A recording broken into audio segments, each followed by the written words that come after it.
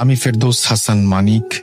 আমার বাড়ি পিরোজপুর জেলার নাজিরপুর উপজেলার শাখারীকাঠি ইউনিয়নের বুড়িখালী গ্রামে। তারপরে তিনি তার ফোন নাম্বার শেয়ার করেছেন। এরপর তিনি বলছেন, আমি প্রথমেই অনুরোধ করছি রাসেল ভাই, আমার ঘটনাটি যদি প্রচারের জন্য বেছে নেন, আমাকে দয়া করে বিষয়টি আগে অবগত করবেন। আমি অলরেডি আপনাকে জানিয়ে দিয়েছি। তারপরে তিনি লিখছেন, রাসেল ভাই, আমি 2012 সাল থেকেই আমি বিভিন্ন সময় বিভিন্ন ঘটনা শুনি এবং তারপরে তিনি বিভিন্ন বর্ণনা দিয়েছেন এবং তারপরে তিনি লিখছেন, তখন সালটা সম্ভবত 2005, আমি তখন ক্লাস 3-তে। শীতের দিন, জানুয়ারি মাস হবে হয়তো, এবং প্রায় 15 বছর আগের কথা রাসেল ভাই। আমার গ্রাম্য অঞ্চলে তখন সেচের তেমন একটা প্রচলন হয়নি। প্রাকৃতিক নিয়মেই গ্রাম্য অঞ্চলে যারা চাষি তারা চাষবাস করতেন এবং ফসলে পানি দিতে হয় এই সময়, আপনি জানেন। এবং এই ফসলে পানি দেয়া একটা নিয়ম মেনে চলতে হয়, যেটাকে আমরা গ্রাম্য ভাষায় বলি গণ। গণটা হচ্ছে অমাবস্যা পূর্ণিমাকে কেন্দ্র করে। ঘটনাটি আমার গ্রামের নজর আলী নামের একজনকে নিয়ে, যিনি মোটামুটি চাষাবাদের সঙ্গে যুক্ত ছিলেন। বয়স আনুমানিক তখন 50 থেকে 55 বছর হবে। দিনের বেলায় গ্রামের খালে পানি পাওয়া না গেলেও অমাবস্যার গণে রাতে খালে পানি আসে, যা ছোট খাল কেটে খেতে উঠানো হয়। তিনি একদিন খেতে পানি উঠানোর জন্য ফজরের আজানের সময় ঘণ্টাখানেক আগে ক্ষেতের উদ্দেশ্যে রওনা হন। বাড়ি থেকে ক্ষেত বেশ খানিকটা দূরে। খাল পাড়ি দিতে ওপারে যেতে যেতে 10-15 মিনিট সময় লাগে। গ্রামের মেঠো পথ, চারিদিকে কুয়াশায় ভরা। হাতে আছে একটি হ্যারিকেন। তার এমন প্রায় অভ্যেস ছিল রাতে খেতে পানি দেওয়ার। তাই সাধারণত রাতে যেতেন খেতে পানি উঠিয়ে ক্ষেতের পাশে নামাজ পড়ে পানিটাকে আটকিয়ে তারপরে তিনি বাড়ি ফিরতেন সকালে। একদিন হঠাৎ রাতের বেলায় তিনি ক্ষেতের আইল, যেটাকে আমরা গ্রাম্য ভাষায় বলি, সেখানে হ্যারিকেনের আলোতে, আলোটা নিভে যাচ্ছিল, যেন তিনি ঠিক করছিলেন। হঠাৎ তিনি দেখলেন যে আলোটা যতবারই ঠিক করেন ততবারই সেটা বাতাসে নিভে যাচ্ছে, কিন্তু সেখানে কোনো বাতাস নেই। তিনি ভাবছিলেন হ্যারিকেনে হয়তো তেল শেষ। এমন 4-5 বার হবার পর তার ভুলটা ভেঙে গেল। হঠাৎ পেছন থেকে কে একজন গম্ভীর কণ্ঠে বলে ওঠে, নজর, কি করিস? তিনি নিচু অবস্থাতেই উত্তর দিলেন, দেখো না আমি কি করি। আবার একই কণ্ঠস্বর, একই প্রশ্ন ভেসে আসলো তার কানে। তিনি এবার বিরক্ত হয়ে পিছনে ফিরে তাকালেন। কেউ নেই। হ্যারিকেনটা নিভে গেল। তখন তার শরীরের মধ্যে হালকা ঝাঁকুনি দিলে ভয়ে তিনি তাড়াতাড়ি আইল ভেঙে বাড়ি চলে আসেন এবং বউকে পুরো ঘটনাটা খুলে বলেন। বউ বলল, হয়তো তোমার সঙ্গে কেউ মজা করেছে, অনেকেই তো আছে, হয়তো পাশের জমির কেউ হবেন উনি। পরের দিন আবার যথারীতি খেতে গেলেন, কিন্তু সেদিন তিনি আর ফিরলেন না। সকাল যায়, দুপুর আসে, তিনি আর বাড়ি ফিরছেন না। ক্ষেতের পাশেই ইলিয়াস নামে এক লোকের নার্সারি ছিল। উনি গাছে পানি দিতে উঠে হঠাৎ উচ্চ স্বরে চিৎকার দিয়েই অজ্ঞান হয়ে যান। তখন তার চিৎকার শুনে খালের ওপারে বাড়ির লোকজন তাকে ডাকাডাকি শুরু করে, কিন্তু কোনো উত্তর আসছিল না। তখন তার ছোট ভাই খেতে গিয়ে দেখলেন নজর আলীর লাশ, বিভৎস অবস্থা, তার মাথা কাদা মাটির ভেতরে ঢোকানো, ঘাড় ভাঙা অবস্থায়। গ্রামে ঘটনাটি পুরোপুরি জানাজানি হলে সবাই তার বাড়ি থেকে লোকজন নিয়ে এসে লাশটিকে নিয়ে যায় এবং দাফনের ব্যবস্থা করে। ইলিয়াসের সেদিন থেকে জ্বর, 4-5 দিন বিছানায়।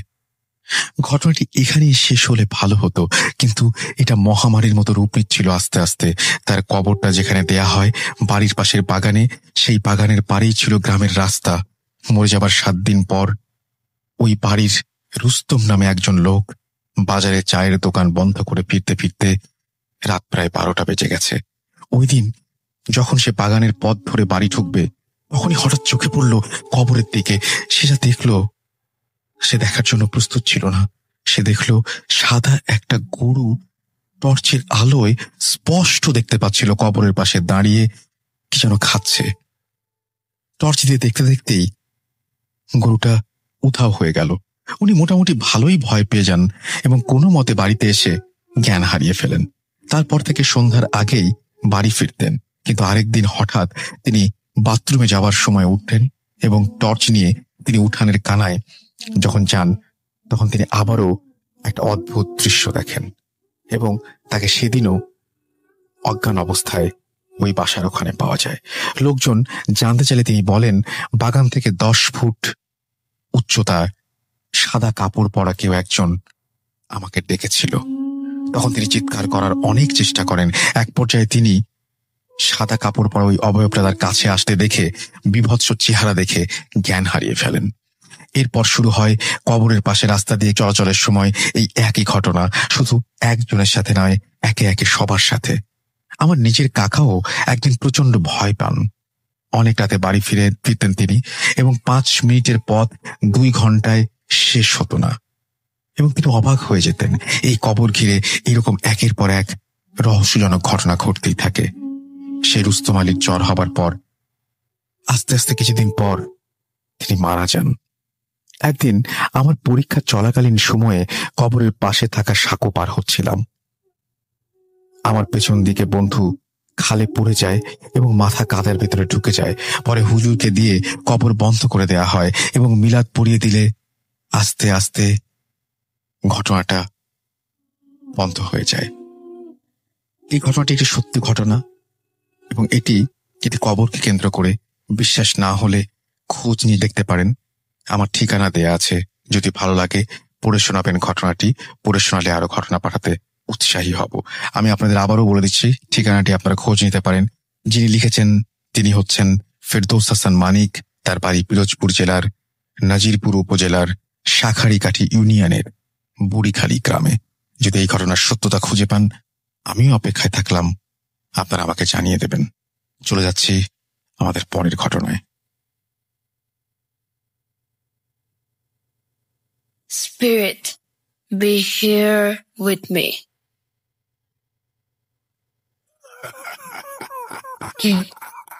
কে তুমি? Boot.com. The fear returns with Russell.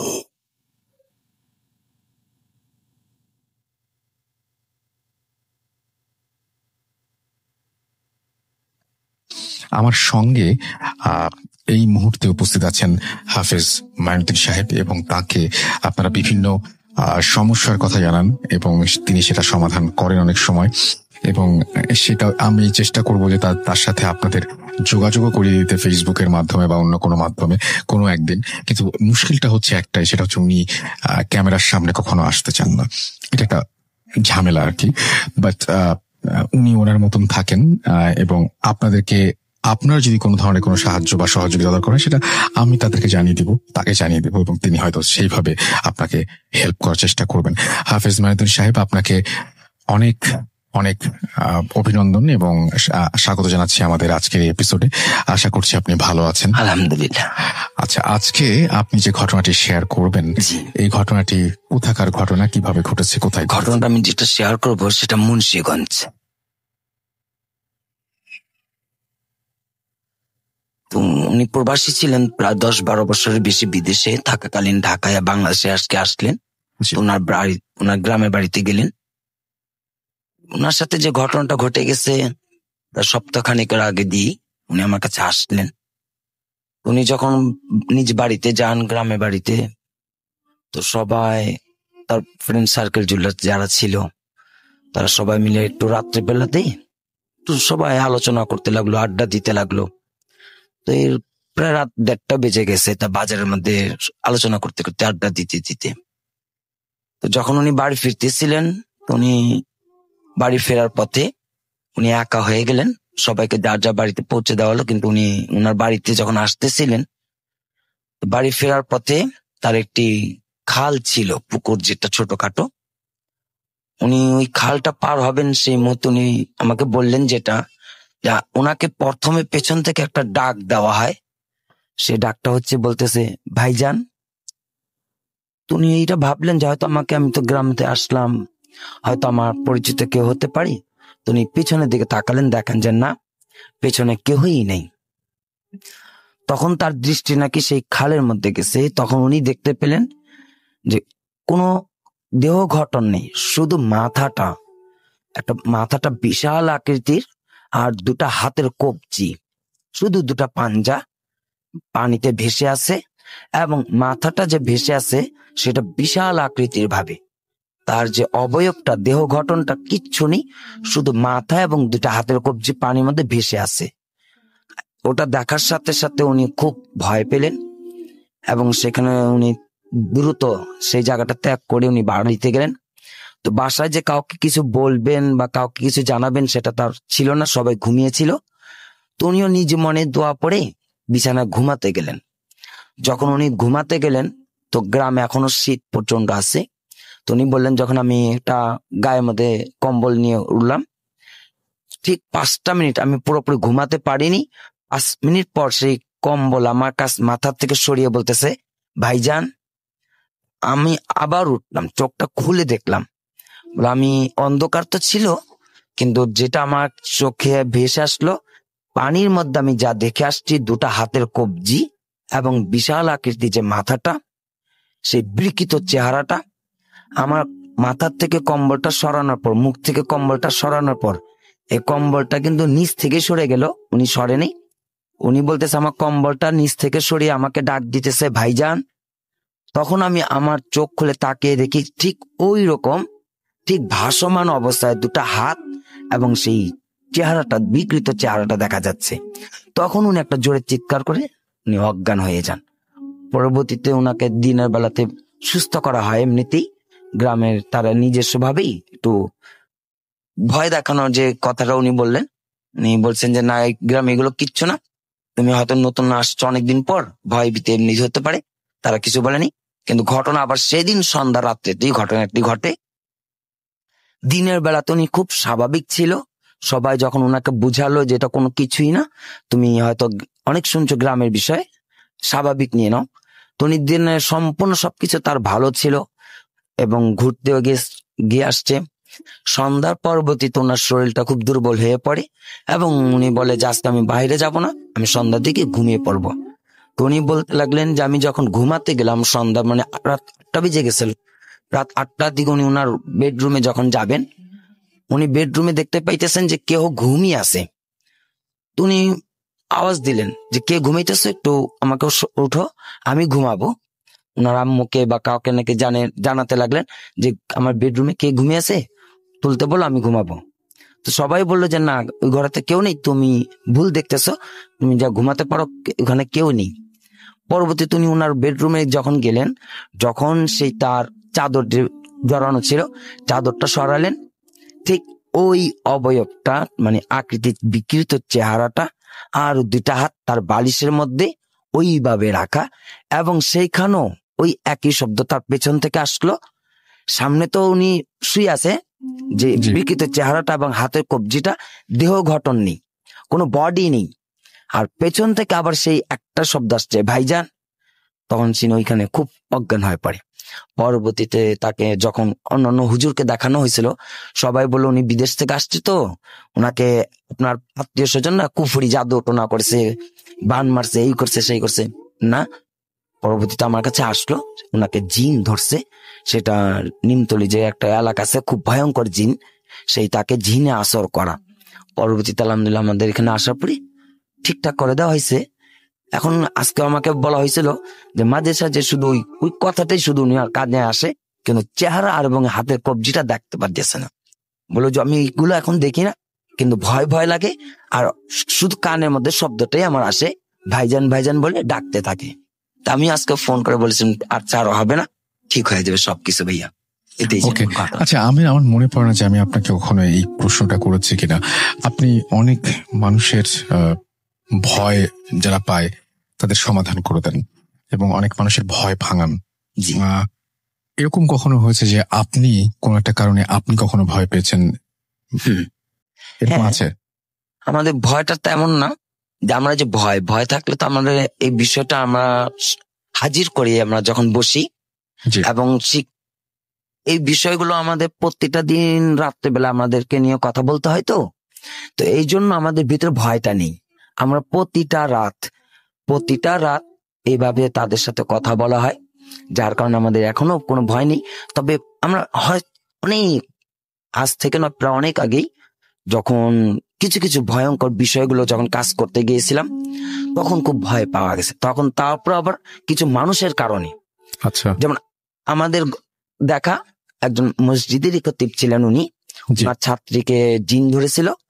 আমি যখন কাজ করতেছি, সেই ইমাম সাহেব হুজুর তো ভয় পেয়ে তার মানে একটা লাফ দিয়ে সোফা উপরে দাঁড়িয়ে গেছে। তখন আমাদের ভিতরে ভয় চলে আসছে যে ওস্তাদজি আপনার কেন এমন হলো? তো বললো না না না, আমি না ভয় পেয়ে গেছিলাম, কারণ আসছে তো আমার চোখে ধরা পড়ে আমি গেছে। একদমই মানে তখন আমিও ভয় পেয়েছিলাম। মানে প্রশ্নটা হয়তো খুব অন্যরকম লাগতে পারে, তারপরে করি। সেটা হচ্ছে যে এরকম কখনো হয়েছে যে আপনি আসলে যাকে হাজির করতে চেয়েছেন জি। সে হাজির না হয়ে অন্য একজন আপনার সামনে হাজির হয়েছে, এরকম কখনো হয়েছে? এরকম হয়। এরকম হয় না? জি। আচ্ছা, তখন কি করেন? হ্যাঁ, সেটা আমি আরেকটু বিষয় বলি। মিরপুর, এটা জি, মিরপুর 12.5 কালসি, ওখানে একটা জিন আছেন আব্দুল্লাহ করে নাম। আমি ওনাকে ডাকতেছিলাম। জি। উনি আমরা একজন মানে আলেম। আমি খুব অদ্ভুত লাগছে জি, যে জি। আমি হয়তো উনি একজন আমি হয়তো আলেম। বলবো যে ওই যে আমাদের ভূত.com এ আমাদের কাজ, আমাদের যে সাউন্ড করেন না শাকির ভাই, আপনি ওইভাবে বললেন আছে না আব্দুল্লাহ, মানে এরকম, মানে খুব নর্মাল ব্যাপার। জিন তো সেখানে হচ্ছে আব্দুল্লাহ, উনি একজন খুব বড় আলেম, 250 ভাষা কথা জানে। উনি ভারত চলে যাবেন, কারণ ওইখানে একটু সমস্যা ছিল। তো সেই জিনটাকে যখন আমাদের রাত্রে বসে ডাকতেছিলাম আমাদের এলিমের জন্য, কিছু শিক্ষা দেওয়ার জন্য, তো আমরা খুব বারবার স্মরণ করতেছি, আপনি আসেন, আমাদের খুবই প্রয়োজন, আপনাকে আমার দরকার। আসছে অন্য একটা জিন। উনি সে বলতেছে যে না, উনি তো আসতে পারবে না। তো আমি বললাম আমি তো আপনাকে খুঁজিনি, আমি তো আপনাকে তালাশ করিনি, আপনি কেন আসছেন? বলছে আমাকে দেওয়া তুমি সব। বললাম না। তো এই যে জিনটা আসছিল, উনি ওনার মতো আলেম ছিলেন না এবং ভালো ছিলেন না। উনি এসে আমাদের একটা লোককে একটা ক্ষতি করে গেছিল। আচ্ছা, উনি একটু বদমেজাজি ছিলেন। তো ওনাকে যখন বললাম তোমার লাগবে না, তুমি চলে যাও, আমরা আব্দুল্লাহকে খুঁজতেছি, আমরা সেই সম্মানী যিনি আলেম আছেন, উনাকে আমাদের অনেক কিছু প্রশ্ন করতে হবে, জি, উনাকে দরকার। আমরা এই কথাটা কেন বললাম? আর আমি বিশেষভাবে একটা জিনিস লক্ষ্য করেছি, জিনদের ভিতরে প্রচুর অহংকার, অর্থাৎ কিছু কথা বলবো, তাদের প্রচুর অহংকার এবং মেজাজ খুবই চড়া থাকে। একটু 19-20 হলেই কাউকে না কাউকে আঘাত করেই যায়। ওই আমি যখন ওনাকে ডাকলাম, তার ছোট একটা বাচ্চাকে এবং একটা মানুষটাকে মানে আঘাত করে গেছে। আজও পর্যন্ত সে ভুক্তভোগী চলতেছে। এখন ডাকলে সে আর আসে না। আচ্ছা, এখন আসে না। ওকে। আব্দুল্লাহ পর আসছিল, কিন্তু আমরা সমাধান পাইনি। অনেক ধন্যবাদ আপনাকে আমাদের সাথে এই ঘটনা শেয়ার করার জন্য, এবং আশা করছি যে আপনাদেরও ভালো লেগেছে, এবং কেমন লাগলো সেটা অবশ্যই আমাদেরকে জানাবেন। আমি সবচেয়ে বেশি আপনার সাথে কানেক্টেড থাকবো ইমেইলের মাধ্যমে, তাই আরো একবার মনে করিয়ে দিতে চাই আমাদের ইমেল অ্যাড্রেসটা। আমাদের ইমেল অ্যাড্রেস হচ্ছে russell.booth.com@gmail.com। স্পেলিংটা হচ্ছে russell.booth.com@gmail.com। এবং আপনারা যত সন্দেহই করেন না কেন, এই অ্যাড্রেসে যদি আপনি আমাকে ইমেল পাঠান, তাহলে ভুল হওয়ার কোনো সম্ভাবনা নেই। সুতরাং আপনি চাইলেই এখানে কিন্তু আমাদের ইমেল পাঠিয়ে দিতে পারেন। সো দ্যাটস ইট, আমরা চলে যাব আমাদের পরবর্তী ঘটনায়। থ্যাংক ইউ, আপনাকে অনেক ধন্যবাদ মাইনুদ্দিন ভাই। Spirit, be here with me.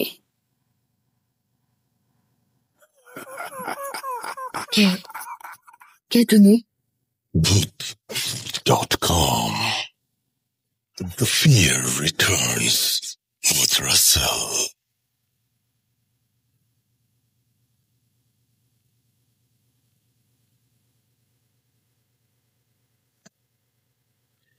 আরো একবার আপনাদের সবাইকে স্বাগত জানাচ্ছি, আমি রাসেল। শুনছেন ভূত.com, এবং এই মুহূর্তে আমার সঙ্গে উপস্থিত আছেন আমাদের আজকের অতিথি। আর তার একটা ঘটনা তো আপনাদের অবশ্যই শোনাবো, তবে তার আগে যেটা জানাতে চাই সেটা হচ্ছে আমাদের ইমেল অ্যাড্রেসটা আরো একবার মনে করিয়ে দিতে চাই। আমাদের ইমেল অ্যাড্রেস হচ্ছে russell.booth.com@gmail.com। এই অ্যাড্রেসে আপনার নাম, ঠিকানা এবং ফোন নাম্বার সহ আপনার জীবনে ঘটে যাওয়া বা আপনার জানা সেরা ঘটনা লিখে পাঠিয়ে দিন আমাদের কাছে। ঘটনার শুরুতে অবশ্যই উল্লেখ করুন যে ঘটনাটি আপনি স্টুডিওতে এসে শেয়ার করতে চান, নাকি আপনি চান আপনার ঘটনা আমরা পড়ে শোনাই? যারা দেশের বাইরে রয়েছেন তারা সরাসরি অডিও ক্লিপ পাঠাতে পারেন বা লিখেও পাঠাতে পারেন ঘটনাটি। আর আমার সাথে এই মুহূর্তে এই স্টুডিওতে যেই অতিথি উপস্থিত আছেন তার সাথে চলুন একটু পরিচিত হই। আপনার নামটা প্লিজ একটু বলবেন, আপনি কোথা থেকে এসেছেন? আমার নাম মোহাম্মদ সানি, আমি আসছি উত্তরা থেকে, আমার গ্রামের বাড়ি বরিশালে। ওকে, তো আপনার ঘটনায় চলে যাই। আমার ঘটনাটা 2003 সালে, তখন আমি ক্লাস 3-তে পড়ি। আমার গ্রামের বাড়ি বরিশালেই, ওখানেই ঘটনাটা আমার ফ্যামিলির সাথে। তখন আমার একটা ছোট ভাই ছিল, আর বলে নেই আমার বাড়িতে অনেকগুলো ঘর, মাঝখানে একটি বড় উঠান, আর বাড়ির পিছনে একটি খাল। খালে ভাইয়ের বয়স তখন কত হবে? তো আমার ভাইয়ের বয়স 2 বছর বা 2.5 বছর এরকম। তো আমার ঘরের পাশে একটা ঘর আছে, ওই ঘরে একটা দাদি থাকতো, তার একটা নাতনি আছে। তারা দুজনেই থাকতো। তার ছেলে মেয়ে যারা আছে সবাই। আপনার নিজে দাদি না? না, আমার নিজে তাই না, আমার ঘরের পাশে। জি। তো ওই দাদির ছেলে মেয়ে যারা কেউই থাকতো না, তারা অন্য জায়গায় চাকরি করতো, এইসবতে বাইরে থাকতো। আর দাদি আর নাতি ওখানেই থাকতো। উনি একটু মানে অন্য টাইপের, মানে সবাই ওনাকে একটু ভয় পাইতো। বলতো যে বাড়িতে যারা ছিল বাচ্চারা, তাদেরকে তার কাছে যেতে নিষেধ করতো সবাই, যে সে একটু তান্ত্রিক টাইপের এরকম কিছুটা।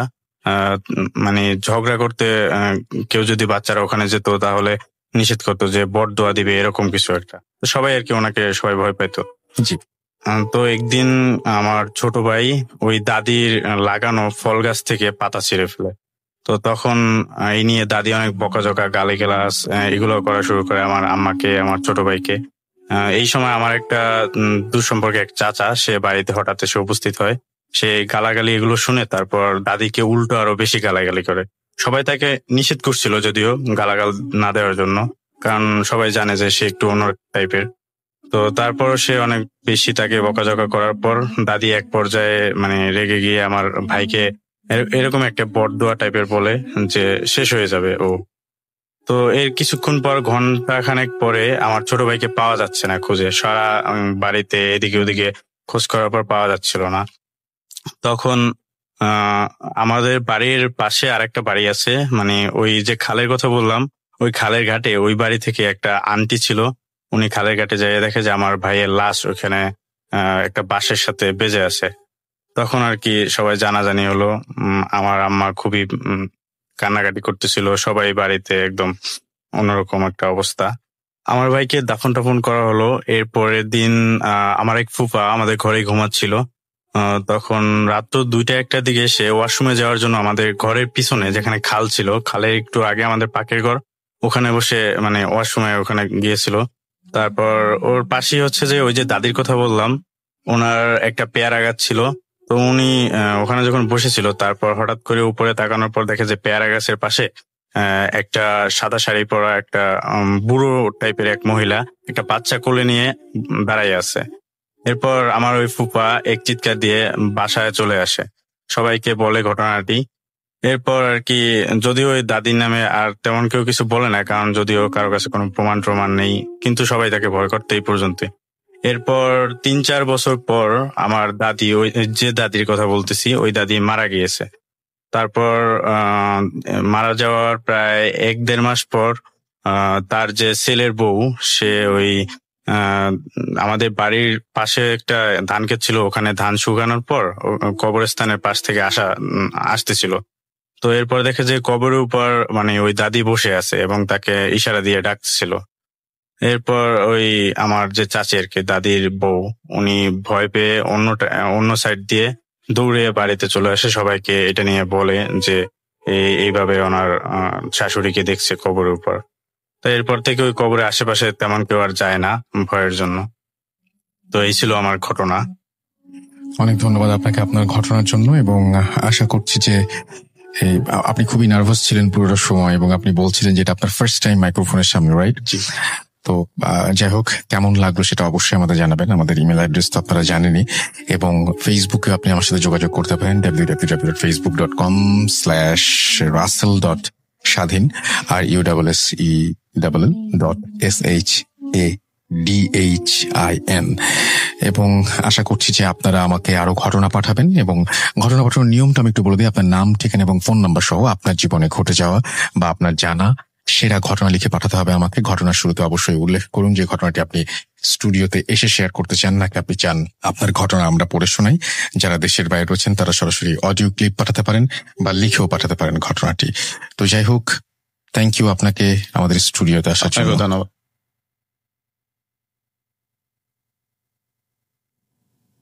Spirit, be here with me.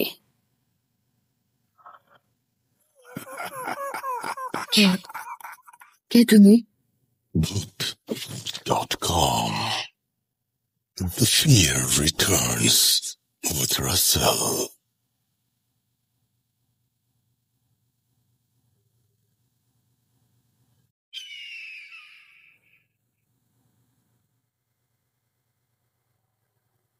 Welcome back, you are listening to Bhoot.com এবং আমি রাসেল আছি সাথে, এবং আশা করছি পুরোটা সময় আপনি আমাদের সাথে ভালো আছেন এবং এনজয় করছেন Bhoot.com এর প্রতিটি স্টোরি। আমি এখন যেটা করব সেটা হচ্ছে আমাদের সঙ্গে আরো একজন নতুন অতিথি আছেন, তাকে আপনাদের সাথে পরিচয় করিয়ে দেবো। আপনার নামটা প্লিজ একটু বলবেন, কোথা থেকে এসেছেন সেটা কাইন্ডলি একটু বলবেন। ধন্যবাদ রাসেল ভাই, আমি মোহাম্মদ শাহিদ হোসেন হৃদয়, ধানমন্ডি থেকে এসেছি। আপনাকে অনেক ধন্যবাদ এবং সেই সাথে আপনাকে আমন্ত্রণ জানাচ্ছি আমাদের Bhoot.com এ। আমি শুরুতে একটু জানিয়ে দিই যে যেমন উনি ধানমন্ডি থেকে এসেছেন, আমি শুধু ধানমন্ডি বলবো না, পুরো বাংলাদেশ, পুরো পৃথিবী যে প্রান্তেই আপনি থাকেন না কেন, আপনি কিন্তু কানেক্টেড থাকতে পারেন Bhoot.com এর সাথে। কিভাবে? আপনার ঘটনা পাঠিয়ে এবং আমাদের ফেসবুক পেজে আপনি যে কোনো সময় ভিজিট করতে পারেন, আমাদের সাথে ইমেইলে কানেক্টেড থাকতে পারেন। আপনার ঘটনা পাঠাতে আমাদের ইমেল অ্যাড্রেসটা মনে রাখুন। আমাদের ইমেল অ্যাড্রেস হচ্ছে russell.bhoot.com@gmail.com। এখানে আপনার নাম, ঠিকানা এবং ফোন নম্বর সহ আপনার জীবনে ঘটে যাওয়া সেরা ঘটনা লিখে পাঠিয়ে দিন আমাদের কাছে, বা আপনার জানা সেরা ঘটনা লিখে পাঠিয়ে দিন আমাদের কাছে। ঘটনার শুরুতে অবশ্যই উল্লেখ করুন যে ঘটনাটি আপনি স্টুডিওতে এসে শেয়ার করতে চান, নাকি আপনি চান আপনার ঘটনা আমরা পড়ে শোনাই। যারা দেশের বাইরে রয়েছেন তারা সরাসরি অডিও ক্লিপ পাঠাতে পারেন বা লিখেও পাঠাতে পারেন ঘটনাটি। আমি চলে যাব আমাদের পরবর্তী ঘটনায়। শুনি আপনার ঘটনা। ধন্যবাদ রাসেল ভাই। আমি এখন যে গল্পটি বলতে যাচ্ছি সেটি আসলে ছোটবেলায় আমার দেখা একটি ঘটনা। সেটি আপনার নিজের দেখা? জি, আচ্ছা। নিজের দেখা একটি ঘটনা। সেটি ঘটেছিল আপনার পুরান ঢাকা নবাবগঞ্জে। আমি ছোটবেলায় ওখানেই জন্ম নিয়েছি ওখানেই নবাবগঞ্জে, এবং সেখানে নবাবগঞ্জ এরিয়ায় নীলাম্বর শাহরোডে 5 নং নীলাম্বর শাহরোডে একটি বাসা ছিল, সেখানে আমি ছোট থেকেই থাকতাম। তো বাসাটার গল্পটা বলার আগে আমি বাসার বর্ণনাটা আগে আপনাকে দিতে চাই। মেন রোড দিয়ে ঢুকতেই যে গেটটা ছিল, সেই গেট দিয়ে ঢোকার পরে প্রথমে একটা অ্যাপার্টমেন্ট সিস্টেমের ছিল, 5 তলা অ্যাপার্টমেন্ট। ঠিক অ্যাপার্টমেন্টটা ছিল আপনার মেন গেট দিয়ে ঢুকলে হাতের ডানে, এবং তার সোজা ছিল একটা গলি, যেই গলি দিয়ে আপনার কিছু টিন শেডের বাড়ি ছিল, এবং আমি সেই টিন শেড বাড়িতেই ছোটবেলায় থাকতাম। তো ওখানে 2টা সারি ছিল, ডান দিকে ছিল 5টা এবং বাম দিকে ছিল 5টা টিনের ঘরগুলো। এবং ঠিক যখন ওই গলির প্রথমেই ছিল আপনার 3টি টয়লেট, যার মধ্যে কর্নারটা ছিল একদম অফ। সেটা আমি ছোটবেলা থেকেই বন্ধ দেখছি, কিন্তু কেন বন্ধ সেটা কেউ কখনো বলেনি। তো 3টে টয়লেট শেষ হওয়ার পরে যে একটি কল ছিল, চাপ কল, সেখানে 10টা ফ্যামিলি ওইখান থেকে পানি নিত, কিন্তু কলের ঠিক এই জায়গাটা সামনের দিকেই ছিল মাঝামাঝিতে একটি ডাব গাছ, এবং ডাব গাছের সাথে একটা কারখানা ছিল, যেটা আপনার 2 ভাই মিলে, একজন কারখানার অর্ধেকে আপনার ওয়ালেট তৈরি করতো এবং অর্ধেক তৈরি করতো টুপি। তো ঠিক তার এই কারখানার ডাব গাছ এবং ওই কারখানাটার এই সাইডে যেই রাস্তাটা ছিল, একটা চিপা গলি, ওই গলিতে দিনের বেলাতেও কেউ ঢোকার মতো সাহস পেত না। কেন ভাই? কারণ অনেকে বলে যে গলিটা নাকি ভালো না, যে যখনই গেছে কখনো ভয় পেয়েছে, রাতের বেলায় উল্টো পাল্টা স্বপ্ন দেখতো, এরকম অনেক কথাই সেখানে প্রচলিত ছিল। এবং যখন পাকিস্তান আমলের আগে ওই যেখানে কারখানাটা ছিল, সেখানে ধরেন আপনার একটা মন্দিরও ছিল। সেটা ওই বাসারই যারা পুরনো ছিল তারা বলেছিল এখানে একটা মন্দির ছিল, দেশ হওয়ার পরে সেগুলো তুলে নিয়ে চলে গেছে, তখন এখান থেকে যে বসবাসের উপযোগী হয়ে ওঠে। তো মেন ঘটনায় আসি। সেই 10টা ফ্যামিলির মধ্যে ডান পাশের মধ্য যে রুমটা ছিল, সেখানে একটা মেয়ে বাস করত, তার নাম ছিল নার্গিস। তো আমরা সবাই তাকে নার্গিস আন্টি বলেই ডাকতাম। তো দেখা যাচ্ছে যখন আমি ক্লাস 3-তে পড়ি, এই ঘটনা ঠিক তখন থেকেই শুরু হয়। আমি একদিন স্কুল থেকে যখন আসি দুপুর 2টা বাজে, তখন দেখি আন্টি ঠিক দৌড়ে যে কর্নারের বন্ধ বাথরুমটা ছিল তার পাশে একটা পাইপ ছিল, পাইপটা বেয়ে সে ওখানে যে টিনের যে ছাদগুলো থাকে সেখানে উঠে যাচ্ছে। তো আমি প্রথমে একটু ভয় পেলাম, কি ব্যাপার উনি উঠে যাচ্ছে আর এভাবে বেয়ে বেয়ে কিভাবে উঠে যাচ্ছে। পাইপটা উঠতে গেলেও কিন্তু একটু ধরে সেইভাবে উঠতে হয়, বা এক পা টয়লেটের গেটের এখানে পাড়া লেখে একটা সাপোর্ট দরকার পড়ে, বাট তিনি এমনি এমনি উঠে যাচ্ছেন। তখন আমার না খুব ভয় লাগলো, কারণ তখন আমি এমনিও ছোট, দেখলেই খুব গা শিরশির করে ওঠে।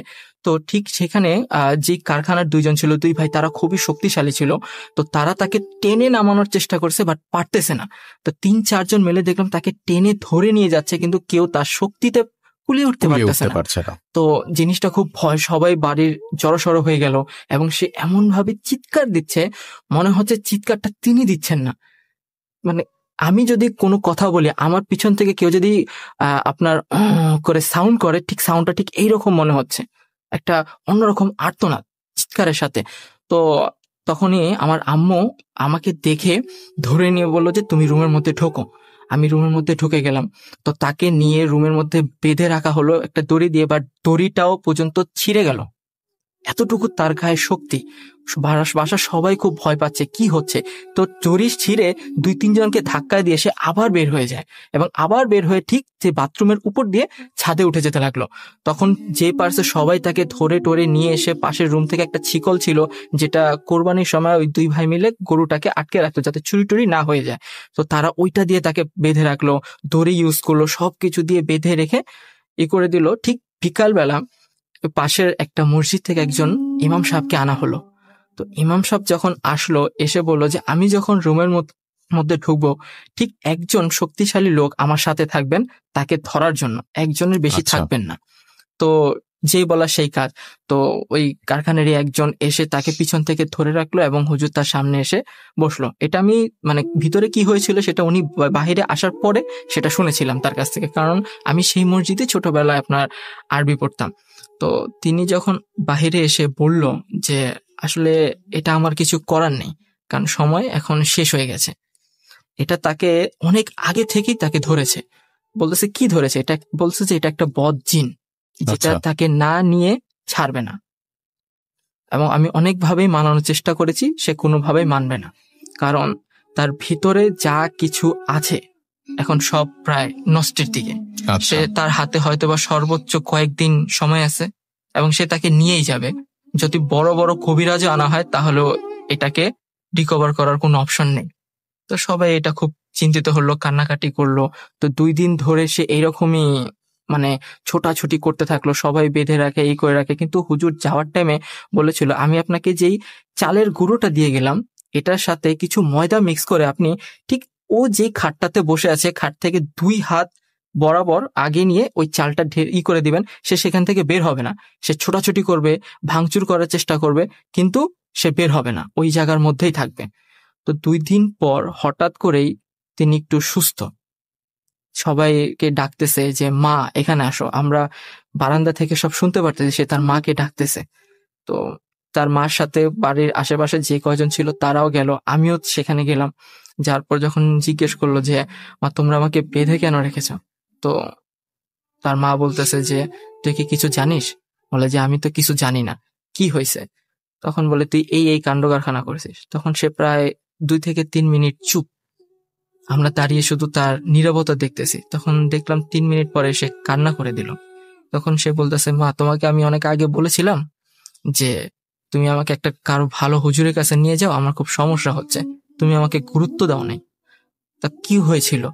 তার পাশেরই এক আন্টি জিজ্ঞেস করলো যে আসলে কি হয়েছিল তোমার? তখন বলছিল যে ঠিক একদিন দুপুর 12টার সময় আমরা ওই বাথরুমের উপর দিয়ে টিনের চালে উঠে ওই পাশে যে আম গাছ আছে, আম গাছ থেকে আম পাড়তে গিয়েছিলাম।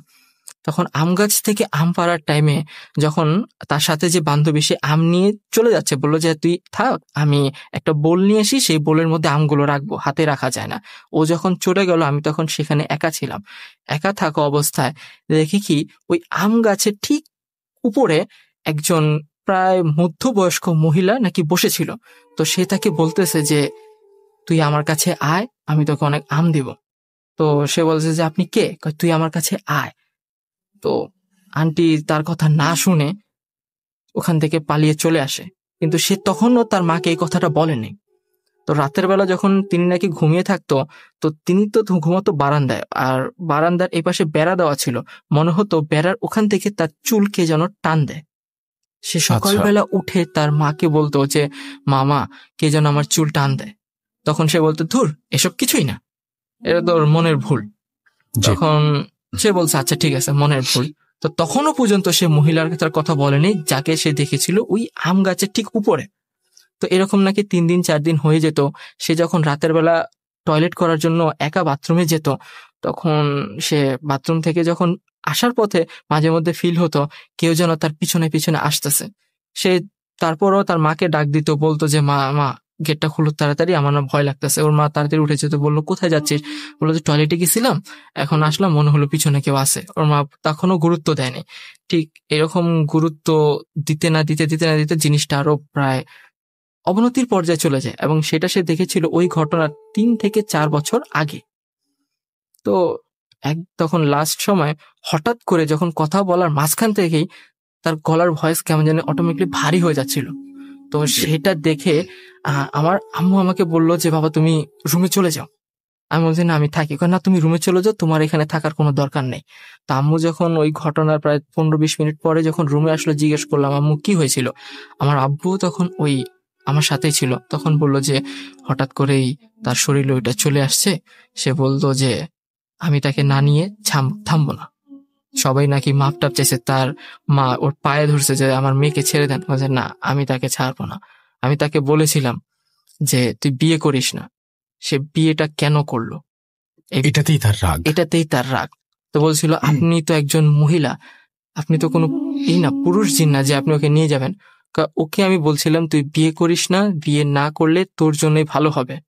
আমি ওকে অনেকভাবে ডাকার চেষ্টা করেছি, অনেকভাবে ডাকছি, সে শুনেনি। সেটাই তার জন্য সব থেকে বড় ভুল। আর তাকে বলেছিলাম যে তুই দুপুরবেলা কখনো ছাদে উঠবি না। সে আমার কথা শুনেনি। এখন আমার আর কিছু করার নাই। তো ঠিক তার 2 থেকে 3 ঘন্টা পরেই আমরা কান্নার আওয়াজ শুনতে পেলাম। যখন সবাই দৌড়ে এখানে গেলাম, ততক্ষণে দেখি আন্টি আর বেঁচে নেই। এটাই ছিল আপনার ঘটনা? এটাই ছিল আমার ঘটনা।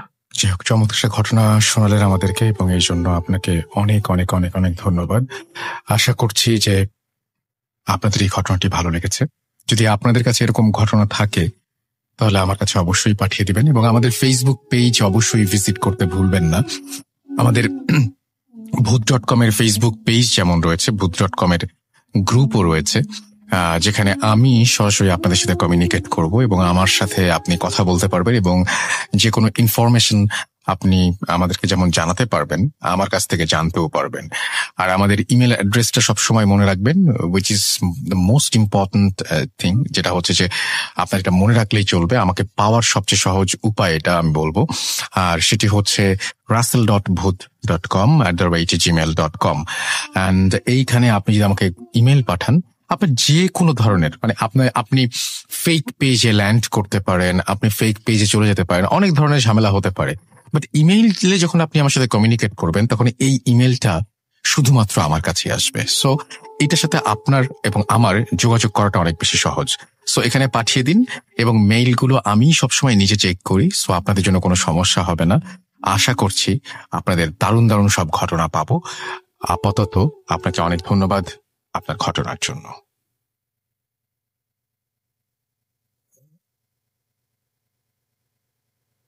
Spirit, be here with me.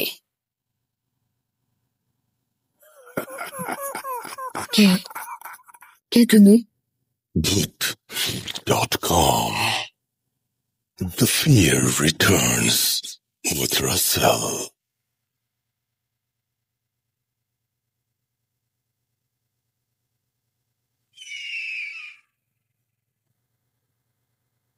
Welcome back. আপনাদের সবাইকে আরো একবার স্বাগত জানাচ্ছি। আমি রাসেল, শুনছেন ভূত.com, এবং ভূত.com এ আমাদের সঙ্গে এই মুহূর্তে আছেন আফনান ভাই।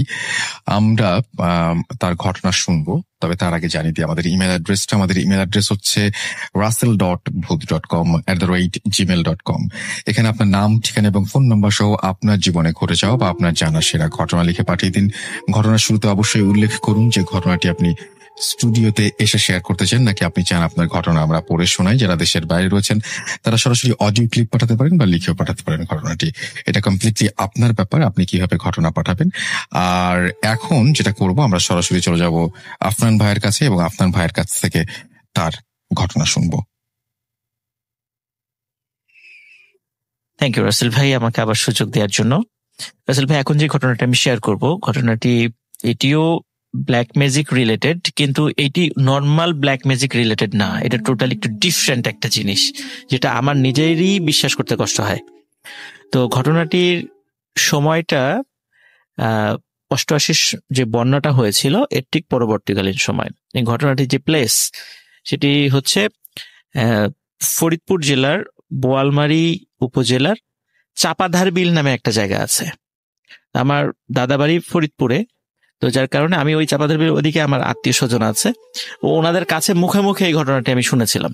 পরবর্তীতে হালকা ছোটবেলা শুনেছিলাম, তো পরবর্তীতে এটি আরো একটু গভীরভাবে বিষয়টা আমি শুনেছি। তো সেই ঘটনাটি আজকে আপনাদের সাথে আমি শেয়ার করব। তো 1988 সালের পরে, মানে তখন তো মোটামুটি অত্র এলাকা টোটালটাই বন্যায় প্লাবিত হয়ে গিয়েছিল। তো বন্যা যখন শেষ হয়ে যায়, অনেকেরই ঘর বাড়ি, অনেকে ওই বন্যার সময় অনেক দূরে চলে গেছে, বেশ কিছু জায়গা ফাঁকা টাকাও হয়ে যায়। তো একসময় হয় কি, বন্যার ঠিক পরে ওই ফকির গোছের একজন লোক আসেন ওই এলাকায়। তো লোক আসেন, ওই সময় কিন্তু লোকজন ওনাদেরকে খুব মানে ভক্তি করত, সম্মান করত। দেখা যেত যে ওই ফকির অনেককে পানি পড়া দিচ্ছে, কাজ হয়ে যাচ্ছে, অনেকে দোয়া নিতে যেত, কাজ হয়ে যেত। এই জন্য অনেকের একটা ভক্তির একটা জায়গা ওনার প্রতি সৃষ্টি হয়। তো এর মধ্যে এই ঘটনা সপ্তাহখানেক হওয়ার পর হঠাৎ একটি শিশুর ডেড বডি পাওয়া যায় বাসার বাইরে। মানে রাতের বেলা সবাই শুয়েছিল সবার সাথে, কিন্তু মানে সকালবেলা ডেড বডি পাওয়া যায়। কিন্তু রাসেল ভাই, ডেড বডিতে কিন্তু কোনো চিহ্ন নাই, মানে শরীরে কোনো চিহ্ন নাই যে কিভাবে মারা গেছে, সাপে কেটেছে না কিভাবে মারা গিয়েছে, বা কেউ গলা টিপে মেরেছে বা কিভাবে, কোনো চিহ্ন নেই, একদম স্বাভাবিক। এবং দেখে মনে হচ্ছে সে মারা যায়নি, সে জীবিত, কিন্তু আসলে মারা গিয়েছে। এখন এটা কেন, কিভাবে মারা গেল, পরিবারের লোকজন কিছু বুঝতে পারছে না। চিন্তা করছে হয়তো বা রাতের বেলা ওই কোনো কারণে বের হয়েছিল আমাদেরকে না জানিয়েই, হয়তোবা বাইরে গিয়ে ভয় পেয়েছে বা কোনো কারণে মারা গিয়েছে, এটাই মনে করেছে। তাছাড়া অন্য কেউ আর কিছু মনে করেনি।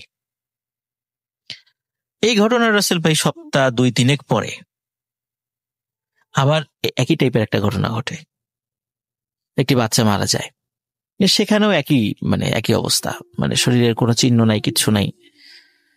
তো এরকম ঘটনা যখন ঘটতে থাকে তখন এলাকার লোকজন, তখন ওনারা বলেন যে এলাকায় মনে হয় পিশাচের আবির্ভাব ঘটেছে। এখন অন্য মুরব্বীরা বলছে যে আচ্ছা, পিশাচ যদি হবে তাহলে তো ওই ছেলের রক্ত খাবে, মাংস খাবে, এরকম বলতেছে। তো কিছুই না, নিশ্চয়ই অন্য কোনো কারণে মারা গেছে, এইভাবে বলছে। কিন্তু রাসেল ভাই 1টা, 2টা, 3টা, 4টা, যখন এরকম 10-12টা বাচ্চা মারা গেল, তখন কিন্তু এটা সবার একটু টনক নড়েছে যে কি ব্যাপার, এটা এরকমটা হচ্ছে কেন। আর ওদিকে কিন্তু ওই তান্ত্রিকের কাছেও তারা গিয়েছে যে কি ব্যাপার বলেন তো। বলে যে তোমাদের এখানে এরকম, সেই বলেছে যে একটা পিশাচ আসছে, তোমরা এটা করো, এরকম গরু কুরবানি দাও, খাসি কুরবানি দাও, এটা করো, ওইটা করো, এরকম রিচুয়াল করো, এরকম সে এই বিষয়গুলো বলতো। তো দেখা যেত এটা বলার পরে মাসখানেক বন্ধ থাকতো, পরে আবার শুরু হতো, বলে তাহলে আবারও এটা করো। তো এরকম রাসেল ভাই চলছিল এই বিষয়টা। তো এর মধ্যে ওই গ্রামের একজন লোক ফরিদপুর সদর হসপিটালে যায়। ওনার একজন দুঃসম্পর্কের আত্মীয়, উনি হসপিটালে ছিলেন, তাকে দেখার জন্য যায় আর কি। তো দেখার জন্য গেলে উনি কোনো কারণে ওই দিন রাত্রে আর আসতে পারেন নাই, ঝড় বৃষ্টির সময় ছিল, রাত্রে আসতে পারেন নাই। তো আত্মীয় স্বজন বলে যে এত রাত্রে যেহেতু যেতে পারবে না, তো আজকে রাত্রে আমাদের সাথেই থেকে যাও, হসপিটালেই থাকো, আমরা তো আসি আত্মীয় স্বজন, কালকে সকালে যাও। উনি বলে আচ্ছা ঠিক আছে, একদম স্বাভাবিকভাবে উনি বলে আচ্ছা ঠিক আছে, আমি থাকি। তো উনি গভীর রাত্রে রাসেল ভাই, উনি একটু ওয়াশরুমে যাওয়ার দরকার হয়, উনি ওয়াশরুমে যাচ্ছেন, হঠাৎ করে দেখে কি হসপিটালে ওই একজন ইসের আবির্ভাব করছে, ওই যে সেই তান্ত্রিক আসছে। তান্ত্রিক এসে একজন রোগীর সাথে কি যেন কথা বলে হাতে কি যেন দিয়ে উনি চলে গেলেন। উনি চিন্তা করে যে কি ব্যাপার, তান্ত্রিকটা এখানে আসছে। উনি আর তেমন কিছু মনে করেন নাই। তো তারপর পরের দিন সকালে চলে যান। তো পরবর্তীতে উনি বাড়িতে ফিরে গিয়ে ওই তান্ত্রিকের সাথে দেখা হয়, বলে যে আপনাকে দেখলাম হসপিটালে, গেছিলেন কেন, এরকম মানে এমনি নর্মালি বলছে। তখন বলার পরে বলে যে তুমি ওখানে কি করতে।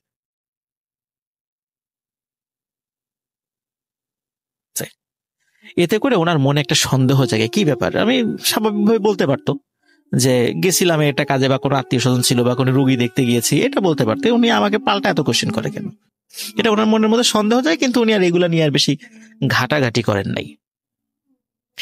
ওনারও কিন্তু রাসেল ভাই একটা বাচ্চা ছিল। তো একদিন রাত্রেবেলা শুয়ে আছে, হঠাৎ করে ওনার বাচ্চা ওনাকে বলছে যে বাবা আমাকে বাইরে কে যেন ডাকছে। বলে কে ডাকে? আমার বন্ধু ডাকতেছে। বন্ধু? এত রাত্রেবেলা তোমার বাচ্চা মানুষ, সে কি এত, তার বাসা কোথায়, এখন এত রাত্রেবেলা সে তোমাকে ডাকবে নাকি? বলে না আমি ডাক শুনতেছি, আমাকে যেতে হবে, যাইতেই হবে। মানে সে কিছুতেই রাখা যায় না ঘরের মধ্যে, জোর করে ঘরের মধ্যে আটকে রেখেছে যে না এত রাতে বাইরে যেতে প্রয়োজন, আমি বাইরে যাচ্ছি, দেখি সে কোথায়। এখন উনি নিজেই দরজা খুলে বাইরে বের হয়ে কাউকে উনি পান না। তখন উনি চিন্তা করেন যে এই নিশ্চয়ই ওই হয়তোবা প্যারানর্মাল কিছু ডাকাডাকি করছে, কিন্তু ওনারা কোনো ডাক শোনেন নাই। প্রথম রাতে এরকম হয়, দ্বিতীয় রাত্রে রাসেল ভাই আবার ওই বাচ্চা বলে যে আমাকে ডাকতেছে। তখন বলে যে না বাইরে কেউ ডাকে না, আমরা কেউ কোনো ডাক শুনি না। বলে না ডাকতেছে, আমি বাইরে যাবই। কিছুতেই ধরে রাখা যায় না, উনি নিজেই আবার বাইরে গিয়েছে হারিকেন নিয়ে। ওই সময় তো গ্রামের লোক টর্চ লাইট ওরকম ছিল না, হারিকেন নিয়ে গিয়েছে, কিন্তু বাইরে কাউকে দেখে না। তখন থার্ড ডে, তখন ওই দিন রাতের বেলা হঠাৎ করে ওই ঘুম থেকে উঠে দেখে ওনার বাচ্চা পাশে নেই, দরজা খোলা। ওনার তাড়াতাড়ি করে হারিকেন নিয়ে বের হয়ে বাড়ির থেকে একটু বাইরে গিয়ে দেখে ওনার বাচ্চা পড়ে আছে মাটির উপরে, এবং ঠিক অন্যান্য বাচ্চা যেভাবে মারা গিয়েছিল ঠিক একই রকম ভাবে সেও মারা গিয়েছে। তখন উনি পরের দিন গ্রামে বলেন যে আমার বাচ্চা মারা গেছে, তো গত 2 দিন এই ধরনের ঘটনা ঘটেছে, যে কে যেন ডাকে রাতের বেলা। মানে তার ফ্রেন্ড বা তার বন্ধু ডাকে, প্রাইমারি স্কুলের বন্ধু ডাকে। তখন কে হইতে পারে, তার সব প্রাইমারি স্কুলের বন্ধুদেরকে বলে না আমরা তো কেউ এরকম ডাই যায় না, রাতের বেলা যাও তো প্রশ্নই আসে না, দিনের বেলায় তো যাই না বা খুব কম যাই, রাতের বেলা তো কোনো প্রশ্নই আসে না। এরপর রাসেল ভাই গ্রামের লোকজন যখন একটু সতর্ক হয়ে গেল, তখন অনেকেই রাত্রেবেলায় নিশি ডাক শুনতো এবং বাচ্চাদেরকে বাইরে যেতে দিত না, বলতো বাচ্চারা বাইরে গেলেই মারা যাবে। কিন্তু কেন, মানে এই ঘটনাটা কেন ঘটছে এটা কেউ জানতো না, এইটা কেউ রহস্য উদ্ঘাটন করতে পারে নাই। একদিন ওই যে যিনি মানে হসপিটালে একজনকে দেখতে গিয়েছিলেন, দেখতে গিয়ে তান্ত্রিককে দেখেছিলেন, তো ওনার যে আত্মীয় অসুস্থ ছিলেন সেই আত্মীয়র বাড়িতে গিয়েছে। আত্মীয়র বাড়িতে যাওয়ার পরে সুস্থ হয়ে গেছে, বিভিন্ন কথা হচ্ছে। কথার একটা পর্যায়ে ওনার আত্মীয় বলেন যে আমার পাশের বেডে না, মানে পাশের রুমের বেডে একজন খুব মানে অসুস্থ রোগী ছিল, তো ডাক্তার বলেছে তার বাঁচার আশা শেষ। এমনি বয়স্ক মানুষ, হঠাৎ রাতারাতি সে সুস্থ। তো অদ্ভুত ব্যাপার, ডাক্তাররাও অবাক যে এরকম হঠাৎ রাতারাতি সুস্থ হয়ে গেল, সে সুস্থ হয়ে বাড়ি চলে গেছে। তাই নাকি? তখন উনি চিন্তা করতেছে কি ব্যাপার, পাশের বেডে আমি তো এরকম তান্ত্রিককে আশা দেখেছিলাম, তান্ত্রিক কি কোনো হয়তোবা তাবিজ তাবিজ হয়তোবা করতে পারে, এই জন্য সে সুস্থ হয়ে গেছে, উনি এই বিষয়টা মনে করেছেন। কিন্তু ওনার মনে সন্দেহ যায় নাই, কারণ ওনার বাচ্চা মারা গেছে, ওনার মনে সন্দেহ যায় নাই। তো উনি হসপিটালে গিয়ে, একটু শিক্ষিত লোক ছিল উনি, ওনার ক্লাস 8 পর্যন্ত পড়েছিল আর কি, হসপিটালে গিয়ে উনি বলছিলেন যে অমুক অমুক সময় এই বেডে কে ভর্তি ছিল, তার একটু ঠিকানা দিতে পারবেন? তো হসপিটালের যারা আয়া বা অন্য যারা ছিলেন ওয়ার্ড বয়, তাদের কাছ থেকে ওই লেজার বই দেখে ওই ঠিকানা সংগ্রহ করেছে। ঠিকানা সংগ্রহ করার পরে তার সাথে যায় দেখা করেছে, বলে যে আপনি সুস্থ হয়ে গেলেন কিভাবে? দেখুন কিছুতে বলতে চান না, কিছু একটা বিষয় লুকাতে চান উনি। তখন বলে যে আপনি কি কেন শুনতে চাচ্ছেন? বলে যে আমার একজন লোক অসুস্থ, আমি একটু শুনতে চাচ্ছি আপনি কিভাবে সুস্থ হইলেন, মানে কেমনে এটা সম্ভব হলো? তখন বলে যে ও গ্রামে একটা মানে কবিরাজ টাইপের আছে, উনি একটা পানি পড়া দিবেন, আপনি সুস্থ হয়ে যাবেন। তখন বলে যে কোন গ্রামের নাম বললেন, দেখে কি যে এইটা সেই চাপাদার বিলের ওই গ্রামটা। উনি খুব অবাক হন, উনি আর কিছু বলেন না, বলে আচ্ছা ঠিক আছে আমি তার কাছে যাব। তো রাসেল ভাই, এরপরে ঘটনা যেটি জানা যায় এবং এটা হাতে নাতে ধরা পড়ে উনি, সেটা হলো উনি রাতের বেলা উনার কিছু পোষা মানে বন্দি করা কিছু জিনদেরকে দিয়ে বিভিন্ন বাচ্চাদেরকে মানে তার পরিচিত লোকদেরকে দিয়ে ডাক দেয়াতেন। এটা ওই এলাকায় নিশি ডাক বলে। তো ওই বাচ্চারা যখন বের হয়ে আসতো, ওই ডাকটা শুধু বাচ্চারাই শুনতো, অন্য কেউ শুনতো না। তখন যখন বের হয়ে আসতো, সব দিনে কিন্তু না, ওই মানে আপনার অমাবস্যা পূর্ণিমা কিছু তিথি হিসাব করে করে, তখন ওই বাচ্চারা বের হয়ে আসার পরে নাকি উনি ওই বাচ্চার কাছে গিয়ে মাথায় হাত রাখতেন। হাত রাখার সাথে সাথে ওই বাচ্চা মারা যেত। ভয়ঙ্কর ব্যাপার তো এটা। সাথে সাথে মারা যেত। এবং বলা হয়তো যে ওই হাতটা রাখার পরে ওই হাতটা নিয়ে মানে আবার একটা মানে এটা মাটির একটা পাত্রর মতো, ওর ভিতরে পানি থাকতো, ওই হাতটা ওই পানির মধ্যে উনি চুবাইয়ে দিতেন। এবং ওই পানিটাই রাসেল ভাই বিভিন্ন লোককে উনি খাওয়াতেন, এবং ওই পানিটা খাওয়ার পরে সুস্থ হয়ে যেত লোককে। এখন তাকে যখন ধরা হয়েছে যে তুমি এটা কাজটা কেন করো, তখন সে বলে যে বাচ্চাদের তো অনেক হায়াত থাকে, আমি ওদের আত্মাটা বের করে নিয়ে আসি এবং এইটা ট্রান্সফার করি এইভাবে, এই প্রক্রিয়াতে। তো পরে লোকজন এতটা ক্ষিপ্ত হয়, মানে গ্রামের লোক তো মানে খুব আবেগী, তো ওনারা এতটা ক্ষিপ্ত হন যে ওনাকে ওই বাঁশ দিয়ে পিটিয়ে মেরে ফেলেন ওই তান্ত্রিককে। মানে এতটা, কারণ অনেক লোক মারা গেছে তো এখানে। তো এরপর থেকে রাসেল ভাই ওই ওনার মৃত্যুর পরে ওই নিশি ডাক ওইখানে কেউ শোনা যায় আর কখনো শোনা যায় নাই। এবং বাচ্চা ওই যে অস্বাভাবিক যে মৃত্যুর কথা বলছেন সেরকমও কোনো না উনি ওই তান্ত্রিকের মৃত্যুর পরে ধরনের কোনো শোনা যায় নাই। আর আসলে ভাই এই ঘটনাগুলো বিশ্বাস করা কিন্তু একটু কঠিন, যে আসলে আমি এতক্ষণ ধরে ঠিক এই জিনিসটাই চিন্তা করছিলাম, হ্যাঁ, যে এটা আসলে হয় কিভাবে। কিন্তু আমি রাসেল ভাই ঘটনাটা পরবর্তীতে অ্যানালাইসিস করেছি যে এটা কিন্তু ভারতে এই ধরনের ঘটনার নজির আছে। আমি পরবর্তীতে এইটা নিয়ে অ্যানালাইসিস, ভারতে এই ধরনের নজির আছে। তারপরে মিশর এবং ওমানে এই ঘটনার নজির আছে, এবং ব্রাজিল এবং আর্জেন্টিনা এবং পেরু, এই তিনটা দেশে এই ঘটনার নজির আছে যে এই টাইপের কিছু কথা একদম উপজাতি পর্যায়ে এই ধরনের কিছু কিছু বিষয় ওদের আছে। আদিবাসীদের মধ্যে এই ব্যাপারগুলো, হ্যাঁ, আদিবাসীদের মধ্যে বলা যায় এই টাইপের কিছু জিনিস আছে, কিন্তু এখন হয়তো বা অনেকে এটা বিশ্বাস করেন না, বা এটা কিভাবে কি হয় এটা বিশ্বাস করেন। আমার নিজের কাছে এটা বিশ্বাস করতে কষ্ট হয় যে বলা হয় যে কোনো অসুস্থ ব্যক্তিকে যদি পানিটা খাইয়ে দেওয়া হয় উনি সুস্থ হয়ে যাবেন। এইটাই হলো এই চিকিৎসার এই পদ্ধতি, মানে উনি একটা মানুষকে হত্যা করে ওই পানিটা আবার একজন অসুস্থ ব্যক্তিকে খাইয়ে দিবেন এবং উনি সুস্থ হয়ে যাবেন। তো এই পদ্ধতিটা, এটার নাম আমি জানি না রাসেল ভাই, এটা কি পদ্ধতি, আমি নাম উচিত না, একদম বলতে পারি না এটা মানে আসলে। কারণ কি দেখা যাচ্ছে যে ওই তান্ত্রিককে কেউ বলেন সুস্থ করতে, তান্ত্রিক তার মতো করে একটা পানি পড়া নিয়ে আসছে, কিন্তু উনি তান্ত্রিক যে কিভাবে পানি নিয়ে আসছে এটা কিন্তু ওই রোগীরা জানে না। তো যার কারণে এই বিষয়টা গোপনই ছিল, কিন্তু পরবর্তীতে তান্ত্রিক স্বীকার করেন, স্বীকার করে লোকজন ক্ষিপ্ত হয়ে তাকে মানে গণপিটুনিতেই মানে উনি মারা যান আর কি। এটা ছিল রাসেল ভাই। আপনাকে অনেক ধন্যবাদ আপনার ঘটনার জন্য, এবং ভূত.com আসার জন্য আপনাকে অনেক ধন্যবাদ। আপনাকেও রাসেল ভাই অসংখ্য ধন্যবাদ। ভূত.com ইনশাল্লাহ আশা করছি, মানে আল্লাহ যদি হায়াতে রাখেন, সুস্থ রাখেন, ইনশাল্লাহ সবসময়ই আসবো। Thank you so much. Thank you.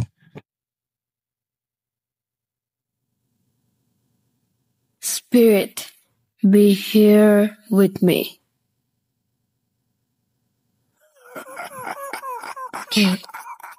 কে তুমি? Voot.com. The fear returns with Russell.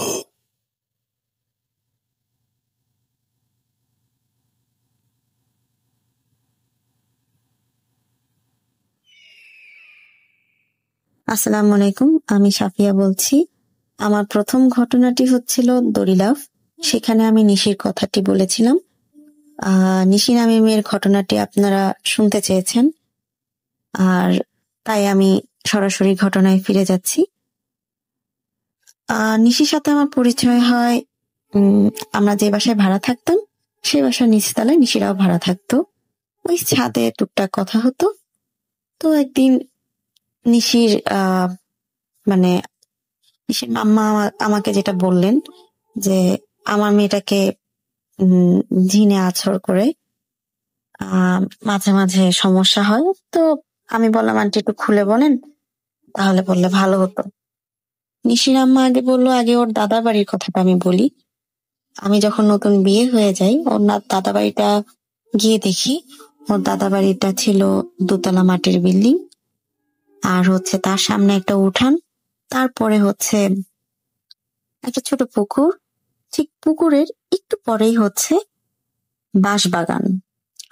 তো ওদের আশ্রমটা ছিল ওই বাঁশবাগানের কাছাকাছি। তো নিশির মা নতুন বউ হয়ে যখন ওই বাড়িতে গেলেন, তো তখন উনাকে ওই আশ্রমে যাওয়ার জন্য কাউকে না কাউকে সাথে নিয়ে যেতে হতো, কারণ অনেক দূর, অনেক রাতের বেলা গেলে একটু ভয় লাগে, স্বাভাবিক। তো এরকম বছর 1 যাওয়ার পর যখন নিশি ওনার পেটে আসলেন, তখন সবাই ওনাকে মানা করতেন যে দেখো এত সাহস দেখিও না, একা একা কখনো আশ্রমে যাবে না। তো নিশির মা একদিন মনে করলেন না, বছর খানিক হয়ে গেল, এখন তো একা যাওয়া কোনো ব্যাপার না, আমি এখন অন্ধকারেও রাস্তা চিনবো, যে আমি কিভাবে যেতে হয় আমি বুঝবো। তো কোনো একটা কারণে একদিন উনি নিজেই চিন্তা করে বসেন যে না, আর কাউকে ডাকবো না, এখন আমি মোটামুটি চিনি জানি, আমি একাই যেতে পারবো। যাই হোক, আন্টি হাতে হারিকেন নিয়ে ঠিকই গেলেন, কিন্তু ফেরার পথে হঠাৎ ওনার মনে হলো যে ওনার ঠিক পায়ের কাছ দিয়ে কোনো কালো বিড়াল দৌড়ে গেল। উনি একটু চমকে গেলেন, ভয় পেলেন, ঠিকই চমকে গেলেন। উনি তখন আয়াতুল কুরসি পড়তে পড়তে রুমে ঢুকলেন। উনি ওটাকে এত পাত্তাই দেননি যে এটা নিয়ে কোনো ইস্যু হতে পারে। যাই হোক, তিনি কিছুদিন পর খেয়াল করলেন যখন উনি একা থাকেন, ওনার কেন যেন মনে হয় ওনার আশেপাশে কেউ আছে। যখন উনি আয়নায় তাকান, তখন ওনার কেন জানি মনে হয় ঠিক আয়নার দিকে উনি একা না, ঠিক তার আয়নার দিকে তাকালে মনে হতো যে পিছনে কেউ আছে। আর কখনো যদি উনি মানে মানে আছে না যে এক জায়গায় একা হেঁটে যাচ্ছে, একা হাঁটছে, ওনার একা পায়ের শব্দ, কিন্তু মনে হতো যে আরেকজন যদি পাশে হেঁটে যায় তখন তার পায়ের শব্দটাও উনি শুনতে পাচ্ছেন, কিন্তু আসলে তো ওনার সাথে কেউ নেই। এই ব্যাপারটা উনি কার সাথে শেয়ার করবেন এগুলো চিন্তা করতে করতে উনি ভাবলেন না, ওনার শ্বশুর বাড়িতে উনি একজন মানুষই পেয়েছেন যিনি একটু নামাজি, মানে একটু কোরআন তেলাওয়াত এগুলো নিয়ে থাকেন। এটা হলো ওনার শ্বশুর মশাই, মানে নিশির দাদা। ওনার সাথে উনি সবকিছু শেয়ার করলেন। তখন নিশির দাদা চিন্তা করলেন যে না, ব্যাপারটা ভালো না, কেমন একটু খারাপের দিকে যাচ্ছে। তো নিশির দাদা দেরি না করে উনি একটা হুজুরের কাছে গেলে হুজুর খালি একটা পানি পড়া দিলেন যে আপনার মানে বাচ্চা না হওয়ার আগ পর্যন্ত আপনি এই পানি পড়াটা খেয়ে যাবেন, আর কখনো একা যাবেন না। আর বাচ্চা যখন হবে আপনার সন্তানটিকে আপনি সাবধানে রাখবেন, চোখে রাখবেন। এই যাক, নিশি হলো। নিশি হওয়ার পর ওনারা অনেক খুশি। নিশি যখন হয়, নিশি নাকি অনেক মানে ফর্সা, অনেক সুন্দর, ওর চুল মানে অনেক, মানে ওর চুলটা এত সুন্দর ছিল। নিশির আম্মা তখন বললেন মনে মনে যে না, আমার মেয়েটার চুল অনেক সুন্দর হবে। মাশাআল্লাহ, সত্যি আমি তো নিশিকে দেখেছি, নিশি সত্যি খুব সুন্দরী একটা মেয়ে। ও দেখতে অনেক সুন্দর, ওর চুলের প্রশংসা সবাই করে। ওর চুল হাঁটুর নিচ পর্যন্ত, মানে অনেক বড়, অনেক লম্বা চুল। আমি ওর মানে চুল দেখে মানে সারাক্ষণ অবাক হয়ে থাকতাম যে এত সুন্দর চুল কারো থাকে, খালি ভাবতাম। আচ্ছা, কিন্তু নিশির একটা সমস্যা আমার একটু লাগতো, কেমন যেন একটু মানে ওর দিকে ভালো করে তাকালে মনে হতো যে ওর ঘাড়টা, মাথাটা একটু নুইয়া থাকে, মানে একটু কুঁজু হয়ে থাকে। সব ঠিক, মানে ওদিকে জানি কেমন একটু কুঁজু হয়ে থাকে। এটা নিয়ে আমি আসছি, এটারও একটা কারণ আছে। আচ্ছা, আমি নিশির কথায় আবার ফিরে যাই। নিশির শৈশবকাল, অনেক ছোট নিশি তখন, প্রায় 1-2 বছর। সে তখন হাঁটতে পারে, কথা বলতে পারে আদো আদো। তো উনি একদিন নিশিকে নিয়ে ওই পুকুরে গিয়ে গোসল করলেন। গোসল করে ফেরার পথে হঠাৎ নিশি ভুলেই মনে হয় দৌড়ে একটু মানে ওই বাঁশ বাগানের ভিতরে চলে গেলেন। উনি নিশির পিছন পিছন গেলেন, নিশিকে বুকে ঝুঁকে নিয়ে আসছিলেন।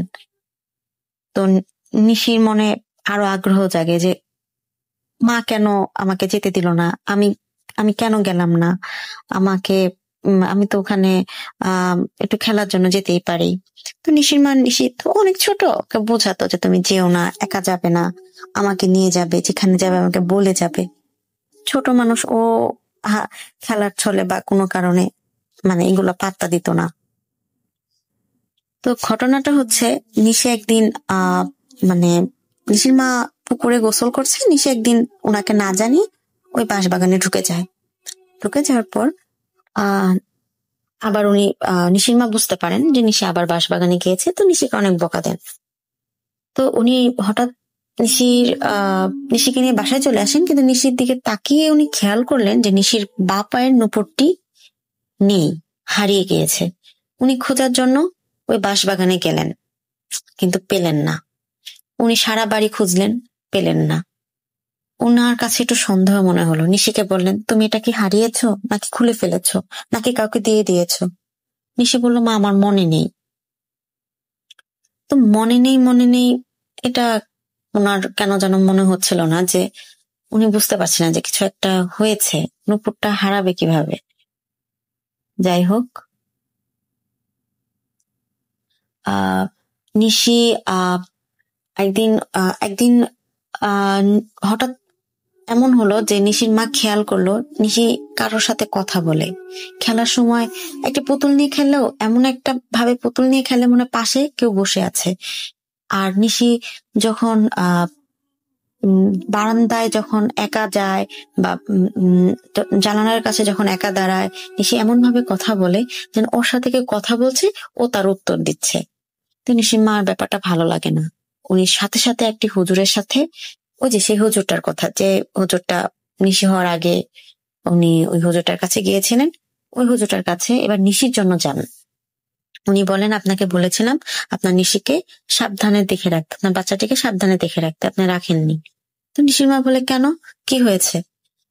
উনি যেটা বললেন যে নিশি ভুল ক্রমে ওই বাঁশবাগানে ঢুকে যায়, আর ঢুকে যাওয়ার পর ওখানে একটি 1000 বছরের পুরনো মহিলা জিন ছিল। উনি একটি ধ্যানে ছিলেন। নিশির নূপুরের শব্দ শুনে ওনার রাগ হয়েছিল। উনি কি করেছেন, নিশিকে যেন মানে রাগে চোটে, উনি বুঝতে পারেনি এটা শিশু কি শিশু না, উনি ওনাকে জোরে থাপড় দেন। যার ফলে আপনি কখনো খেয়াল করেছেন আপনার নিশির যে ঘাড়ে একটি চিহ্ন রয়েছে, আপনি দেখেছেন? তো সাথে সাথে নিশির মা নিশির ঘাড়ের দিকে তাকান, বলল, হ্যাঁ তাই তো। এটা কেন হয়েছে জানেন? না, কারণ উনি ধ্যানে ছিলেন 1000 বছর। উনি এত সাধনার মধ্যে ছিলেন যে উনি বুঝতে পারেননি যে উনি কাকে মারছেন। যখন মারার পর উনি দেখতে পান যে একটি শিশু, তখন ওনার মনে অনেক মায়া হয়। সে মনে মনে নিশিকে পছন্দ করে ফেলে, কারণ আপনার নিশি দেখতে অনেক সুন্দর। জিনটি আপনার নিশিকে নিজের সন্তানের মতো ভালোবাসে। সে চায় আপনার সন্তানটিকে নিয়ে যেতে।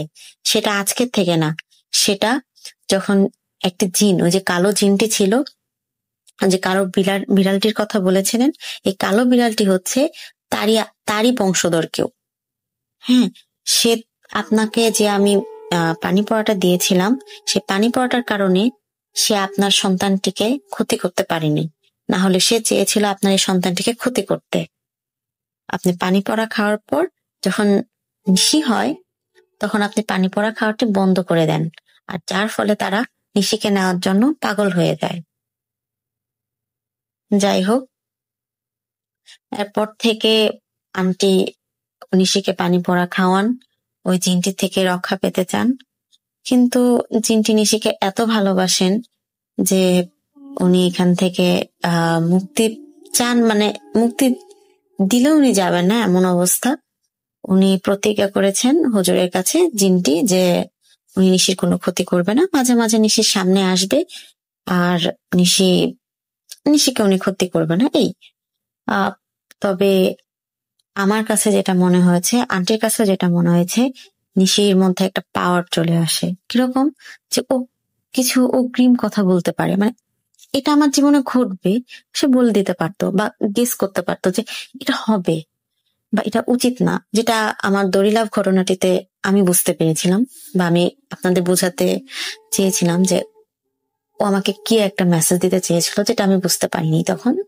হলে হয়তো আমার ওই দুঃখের দিনটা আসতো না। এই ছিল নিশির ঘটনা। বাসা পরিবর্তন হওয়ার পর নিশির সাথে আমার আর কথা হয়নি, দেখা হয়নি। আসলে ওই জিনটি ততদিন পর্যন্ত নিশির সাথে থাকবে যতদিন না নিশির 18 বছর পূর্ণ হবে। জানি না এখনো কি ওই জিনটি ওর সাথে আছে না নাই। যাই হোক, আপনারা জানতে চেয়েছিলেন ঘটনাটি, আমি আপনাদের সাথে শেয়ার করলাম। ভালো থাকবেন, আল্লাহ হাফেজ। আরো একবার আপনাদের সবাইকে স্বাগত জানাচ্ছি, আমি রাসেল। শুনছেন ভূত.com এবং দেখতে দেখতে আরো একটা এপিসোডের সমাপ্তি। আশা করছি যে এই এপিসোডটি আপনাদের অনেক বেশি ভালো লেগেছে, আনন্দ দিতে পেরেছে। যে মানুষগুলো এখানে ছিল তাদেরকে আপনারা ভালোবেসেছেন এবং তাদের ঘটনা আপনাদেরকে ভয় দেখিয়েছে যেমন, আনন্দ দিয়েছে তেমন। তো যাই হোক, আজকের মতো এখানেই শেষ করব। কথা হবে আবারও আগামী শুক্রবার, এবং সেই পর্যন্ত সবাই ভালো থাকুন, সুস্থ থাকুন, মোস্ট ইম্পর্টেন্টলি স্বাধীনে থাকুন। এবং আমার যেটা মনে হয় যে আপনাকে যেটা বলতে চাই যে আমাকে ঘটনা পাঠান আরো বেশি করে। আমাদের যে ঘটনা, সেই ঘটনা পাঠানোর জন্য আপনাকে আমার ইমেল অ্যাড্রেসটা মনে রাখলেই চলবে। আমাদের ইমেল অ্যাড্রেস হচ্ছে rasel.booth.com@gmail.com। এছাড়া আমাদের ফেসবুক পেজ ভিজিট করুন, আমাদের গ্রুপ আছে, সেই গ্রুপে আপনি লিখে পাঠান আমাদেরকে। আমরা আপনার অপেক্ষায় আছি আপনার কথা শোনার জন্য, এবং সরাসরি এখানে আমি আপনাকে অ্যান্সার করব। সো আমার সাথে সরাসরি কথা বলতে পারবে, এবং যে কোনো পরামর্শ দিলে আমি সেই পরামর্শটা আমি চেষ্টা করব এক্সিকিউট করার। তো যাই হোক, আজকের মতো এখানে শেষ করছি। কথা হবে আবার শুক্রবার। টাটা।